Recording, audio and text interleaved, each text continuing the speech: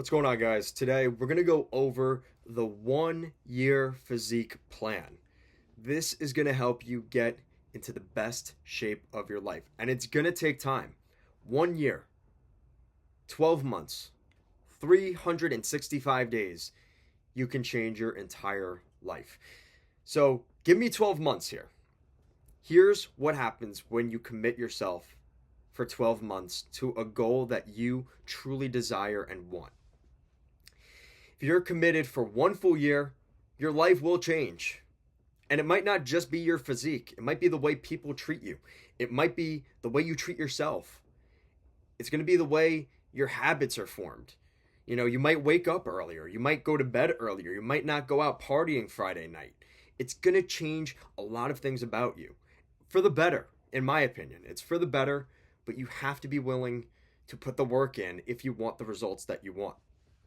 So the first 1 to 3 months, learn, form, build a good habit or multiple habits, and don't chase the ego lift. Ego lifts can be a benefit to you, but ego lifts can also be a detriment to you if you're likely not doing the right form. And that's kind of how all of this stuff comes back together, right? If you get in the habit of doing exercises with the wrong form, you're just wasting your time and you're wasting your energy. And that's why having a good form for every workout, you really focus on that mind to muscle connection, especially in those first 3 months. And that's going to set you up for the rest of your fitness journey. So now we get to the point where we really get to months 4 through 8.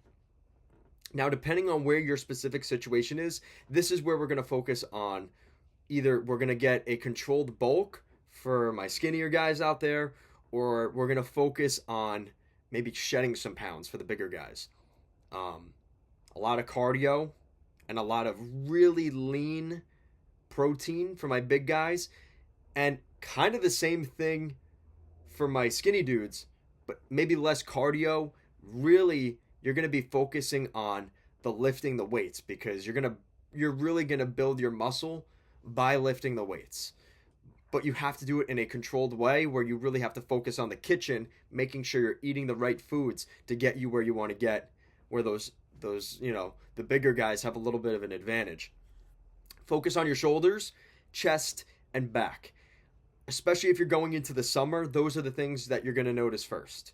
So, and it looks really weird if you don't have them all together, because if you have big arms but you don't have big shoulders, or you have great pecs and you have flabby arms, it's going to look weird. You don't want that. And again, this is really where you're going to see your strength hit levels you never thought were possible. Like, wow, this is incredible. I'm seeing real results. That's really where you get those newbie gains. It's not in the first month or two. It's really when you get to that basically 4 to 8 months. It's going to take a while to get there, but it's worth it. I promise you. So now we get to months 9 and 10. So now, again, we're going to almost go back to reverting to a little bit of a mini cut. And ideally in this phase, you would be in the springtime, because you're getting ready for the summer.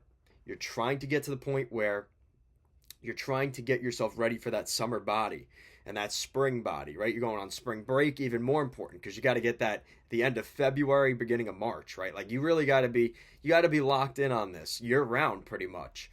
And that mini cut might be good just to get you to have that more like vascular shredded look.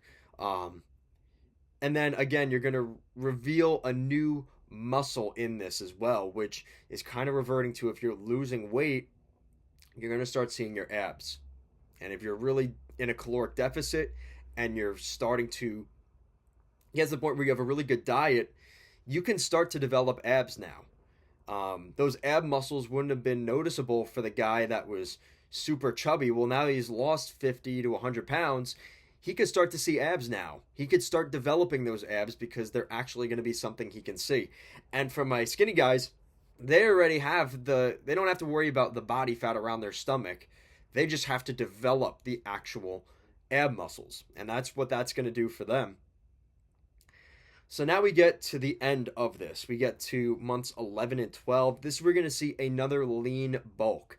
Again, really the key thing here, control. control, control, control, especially when you're bulking. Because when you're bulking, it's very easy to overeat. But for my skinnier guys, it might be one of those things where they're just so severely under eating and overworking and overproducing that they're in a caloric deficit when they're trying to build muscle. So it's really important that you figure out where you're at right now, figure out how much you weigh, your height, and again, we could do all that stuff in my program that I have for you guys. It's really going to refine the shape of your body. And for the bigger guys, they might not even need to do that mini bulk again later on. It's more about maintenance at that point, and you're going to get to where you want to go. And you know what? You may not be Adonis. You may not be, I guess a good example, Adonis Creed, or, or some of these Greek gods, or Wolverine. You might not look like those guys. But if you can find yourself even losing 50 pounds between now and next year, and even if you still look like an average person then, are you still not better off where you are a year from now than if you hadn't done that and just stayed where you were at? You're going to be better off for that.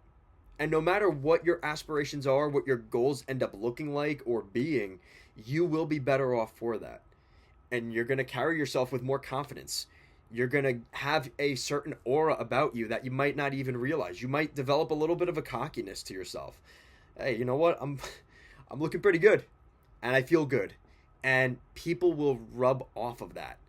And without even recognizing it, you might even start seeing yourself as a leader. And people you're not going to see yourself as a leader. Others are going to look to you to lead them and give them advice. And I've had that so many times since I started working out.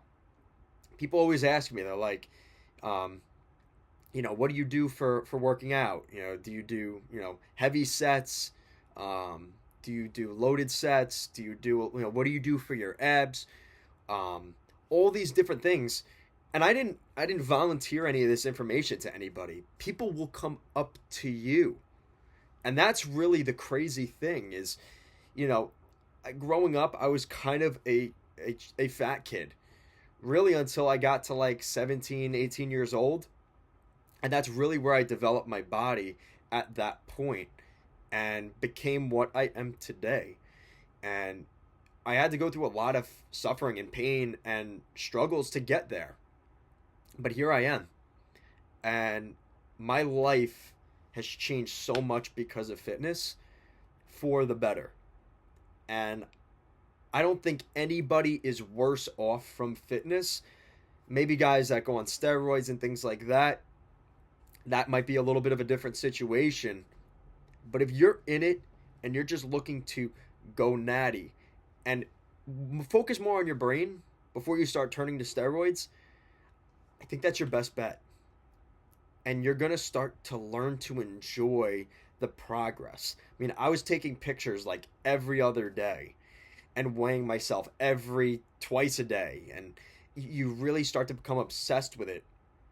And that's where you're going to really see the most results, is when you become obsessed. Because consistently doing it is great. That's the robot side. But the part of you that gets to your heart and gets you where you want to go and pushes you forward when it gets tough. I mean, I remember during COVID, I got COVID and I was still working out. I felt horrible. I could just lift my weights and I would come back upstairs and pass out for 12 hours. I was dead. I was dead on the inside. I was dead on the outside. But I was so determined at that point in my life that nothing was going to stop me.